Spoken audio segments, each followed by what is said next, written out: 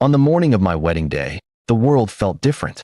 I woke up with a strange heaviness in my chest, as though some unseen energy was pressing against me. The house was buzzing with relatives, laughter, and the clinking of glasses, but I could hardly focus on anything. I was marrying the woman I loved, yet there was an unfamiliar sensation coursing through my veins. At first, I thought it was nerves.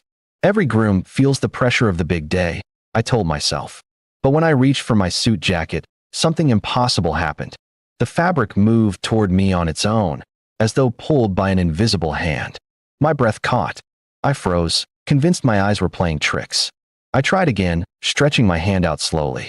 This time, the tie resting on the chair lifted slightly, dangling in the air before falling back down. My heart raced.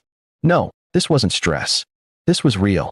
Somehow, on the very day I was about to promise my life to someone else, I had gained a power I couldn't explain. I kept it to myself during the preparations, smiling at guests, greeting my family, listening to the priest rehearse. Outwardly, I seemed calm. Inside, I was shaking. How could I tell anyone? Hey, I can move objects without touching them didn't exactly sound normal.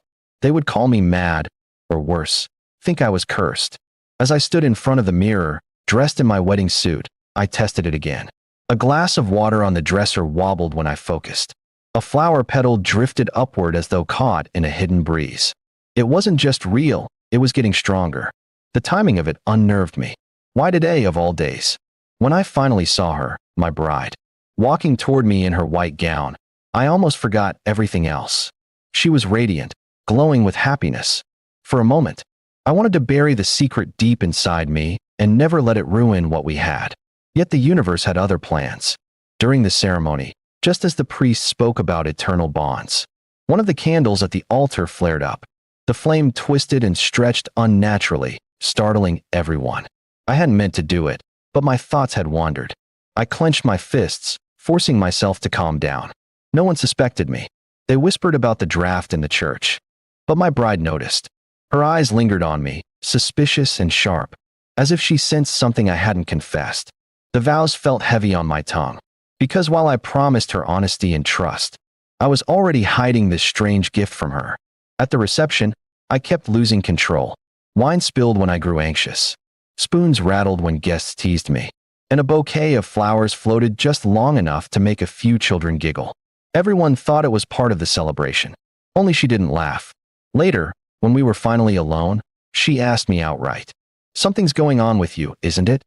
Her voice was steady, but her eyes demanded the truth. I hesitated, torn between fear and love. Finally, I showed her.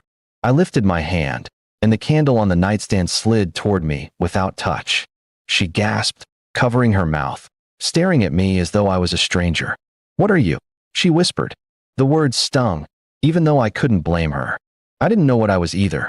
That night, instead of passion and celebration, there was distance. She lay awake, glancing at me as though waiting for something unnatural to happen. I sat in silence, realizing that this power wasn't just a gift, it was a wedge, driven between us on the day that should have bound us together. Days passed, and my abilities only grew.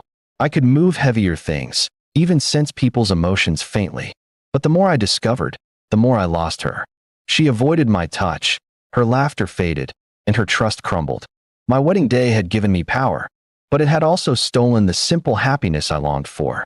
I tried to convince myself it could be controlled, that life could return to normal. Yet deep down, I knew everything had changed. My marriage began with secrets and fear, and each passing day widened the distance between us. On the day I thought would be the happiest of my life, I had discovered a strange new power. But what good was power if it cost me the one person I had wanted to share my life with?